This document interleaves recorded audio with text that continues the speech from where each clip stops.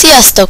Én ismét Berni vagyok, és ebben a videóban meg szeretném mutatni nektek, hogy hogyan is kell igazából csalásokat bevinni a Sims 3-ba, de azért nem használnám azt a szót, hogy csalás, mert hogyha valaki nem azt szeretné, hogy egész áldott nap csak dolgozzon a simje, és elhanyagolt lakásban éljen, vagy ilyenek, akkor akár cheat kódok segítségével pénzt is adhat a háztartásának, és ezt szeretném megmutatni nektek, hogy hogy is kell, és hogy milyeneket is lehet. Hoppá, ezt nem akartam. Hogy milyeneket is lehet, és először is azt kell csinálnod, hogy lenyomod a Ctrl-t, a Shift-et és a C-t együtt, és akkor ki fog adni egy ilyen kis ablakocskát, és megállítja a játékot. Ha ide beírod, hogy Help, és aztán megnyomod az Enter-t, akkor ki fogja adni neked, hogy milyen cheat kódokat tudsz beírni, és hogy az mit fog csinálni. Na hát én ezek közül igazából nem sokat értek. Aki jól tud angolul, annak örülök, bár én igazából csak lusta voltam lefordítani, nekem ezekre annyira nincsenek szükségeim, bár ezek igazából nem is annyira cheat kódok, tehát egy csaláskódok, hanem például itt van ez a quit, hogy kilép a játékból. Az miért lenne csalás? Tehát, hogy ez már nem csalás. Aztán, amiket én ismerek, hogy csalás, az például, hogy sok pénze legyen a háztartásodnak, mint például itt.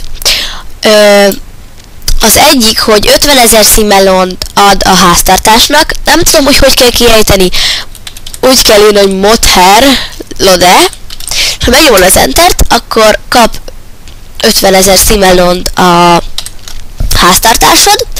Ha pedig mondjuk nem szeretnél ennyit csalni, csak mondjuk valamire nincs elég pénzed, akkor annyit kell beírnod, hogy Katzing, és akkor csak 1000 szimmelont ad a háztartásodnak. Igazából ezt annyira nem szoktam használni, ezeket a cheat kódokat, csak gondoltam, hát ha érdekelhet titeket, mert én például nem mindig arra megyek a játékba, hogy egész nap dolgozzon a szívem, akkor tiszta stressz legyen, és ne éljen egy épített házba, vagy éppen mondjuk azért szeretnék csalni, mert mondjuk saját házat szeretnék építeni, mert ki szeretném próbálni.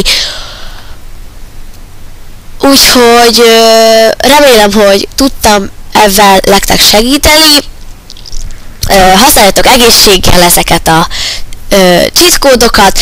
A többi cheat kódot meg tudod találni a Google-be, hogyha beírod, hogy The Sims 3 cheat kódok, és egy csomót ki fog adni minden oldalt. Csak igazából ezt a videót azért csináltam, mert a neten nem nagyon találtam, hogy lehet ezt az ablakot kihozni, hogy be tudta ezt írni, de akkor még egyszer elmondom, hogy Ctrl-Shift-C egyszerre nyomva. Ctrl-Shift és C, és akkor ki fogja adni ezt, és ide be kell írnod. Úgyhogy ennyi lett volna ez a videó, tényleg remélem tudtam segíteni, sziasztok!